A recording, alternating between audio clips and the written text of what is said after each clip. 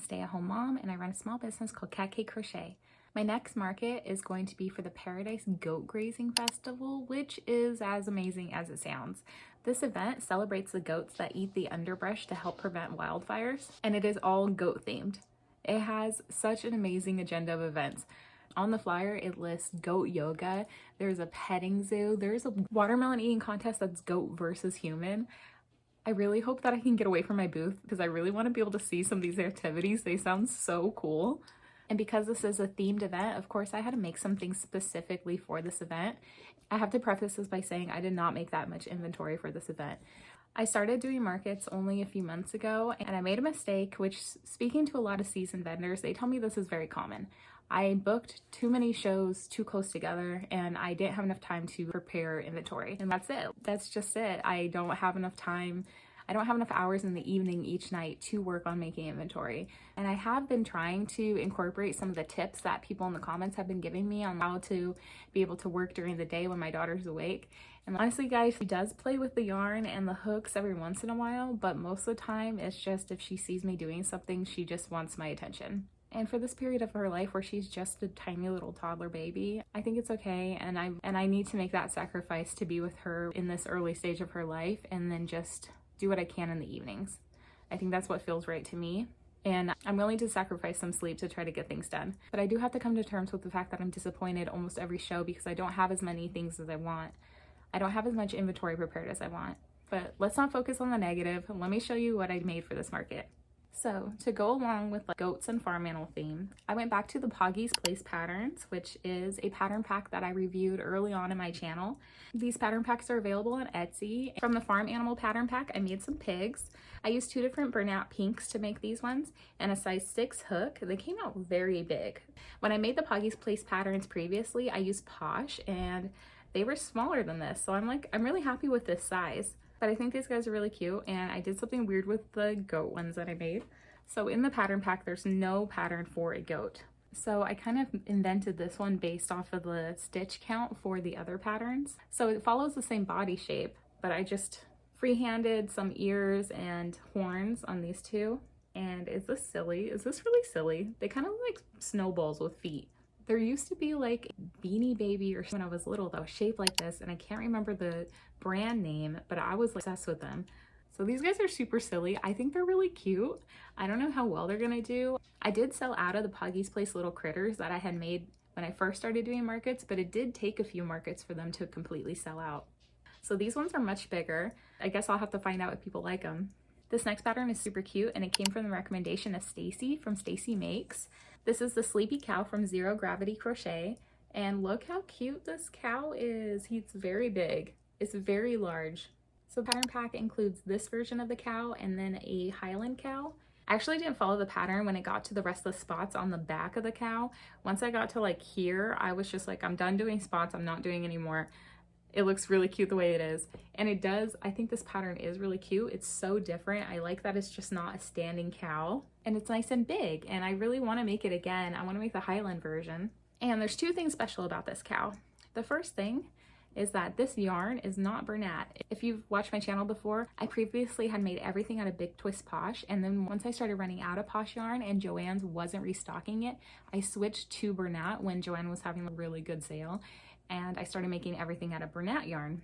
This cow though, I went back to an old enemy, which is Michael's Home Slim. And the only reason why I made this cow out of Michael's Home Slim is because I wanted to shock my bestie, Victoria from Comfort Loops, because she knows how much I hate Michael's Home Slim. In fact, I disliked it so much that I once mailed her this very skein of yarn, which I then repurchased to make this cow. And you know what? It wasn't that bad this time.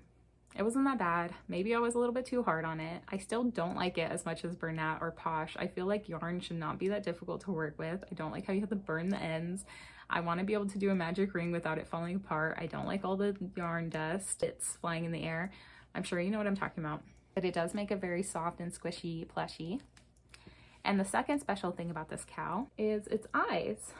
It has some hand-painted eyes that I created. These eyes have some holographic gold chunks inside of them, and then it's like a coppery glitter. It's very pretty. I really only did a brown eye because I saw Stacy Makes made a cow that had brown eyes, and I was like, that's very pretty. So this is very cute. And also another thing about this pattern is that because of my tension and because I crochet counterclockwise and then flip my work inside out, I usually always have to change my increases and decreases when something is supposed to be flat and have the increases in a specific area. And for this pattern, I did not have to adjust any rows. I just did it and I was like, oh my gosh, it's exactly the shape it's supposed to be. I was really shocked. This pattern is so heavy. You sew on the ears, the limbs, and the tail, but I really like it and I'm definitely gonna make it again. So the next pattern is a little bit of a fail. And it's not a fail because the pattern was poorly written or it didn't come out looking like the pattern. I think it's a fail because I realized that I didn't actually like the way this pattern looked while I was making it. So this guy.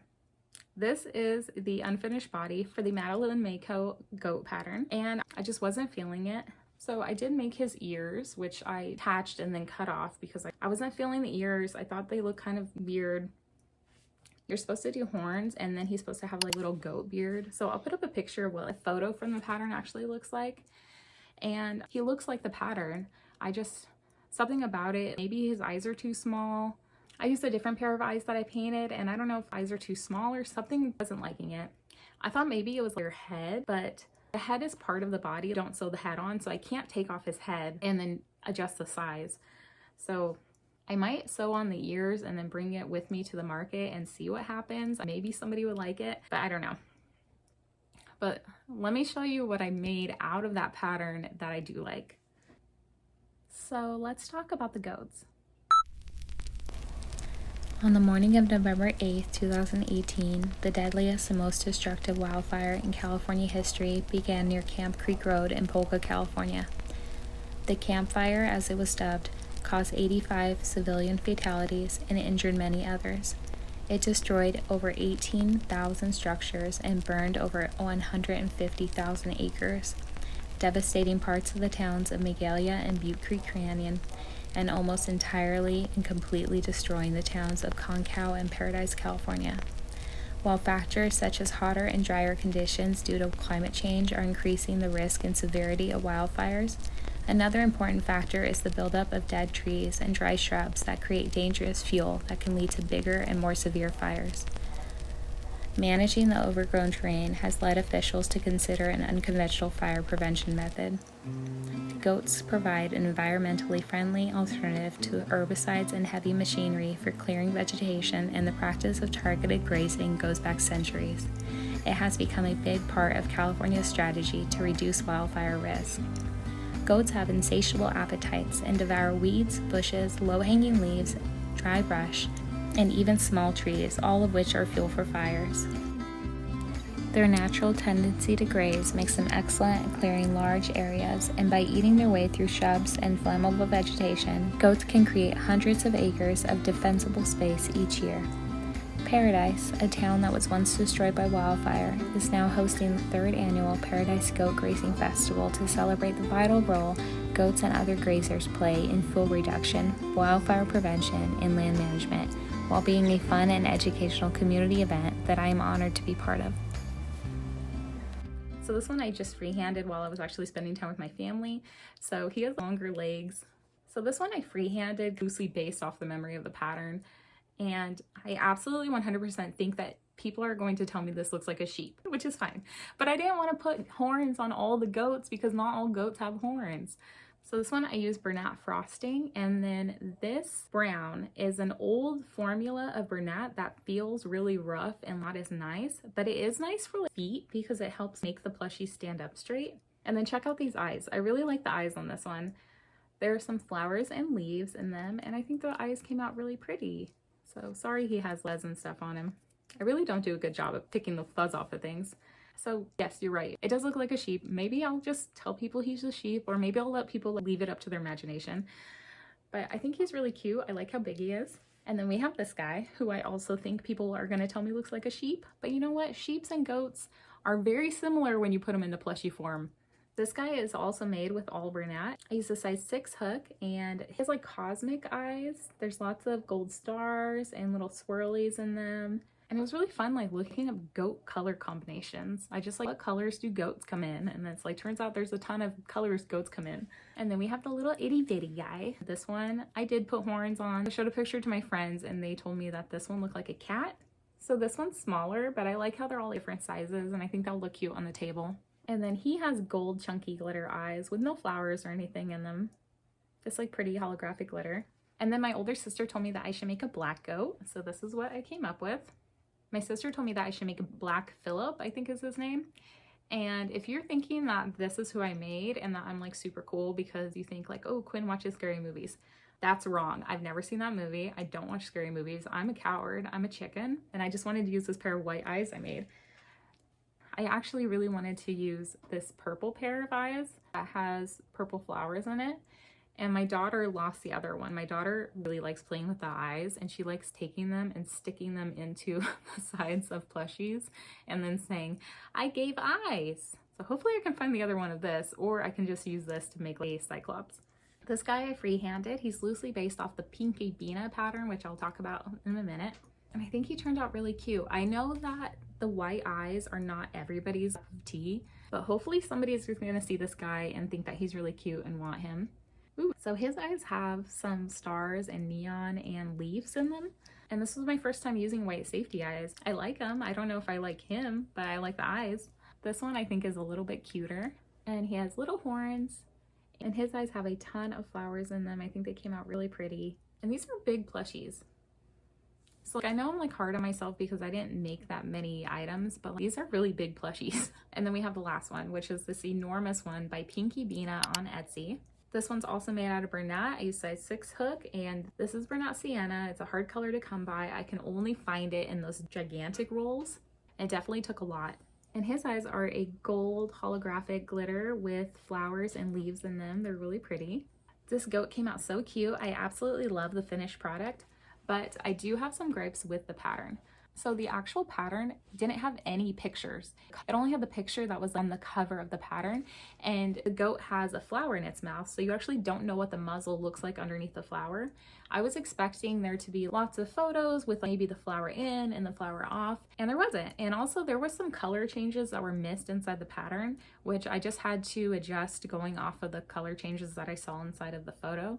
In the example photo, the goat's head looked like it was like a little askew, and I wanted to replicate that, but I didn't want it to look off. I didn't want people to pick it up and be like, why is this goat's head crooked? So I tried to make him have like a little bit of an angle, which I think came out cute, but people don't think that I just sewed his head on crooked. I can't really tell you how long it took me to make this guy because I made him in between my daughter's naps and then when she went to bed at night. I feel like I worked on it for 2 days, and it's a shame that it's so darn cute because I want to make more of them, but it's so big. I definitely think that this one's going to be like the showstopper. I'm going to make sure I put it in the front of my table. I definitely think that it will be cute if I have the 3 standing ones lined up in the front of my table and paired with the other things that I have left over from my last market and some basic things that I restocked like the car hangers. I hope I have enough inventory for this market. I guess we'll find out. I guess we'll find out together. See ya. Bye.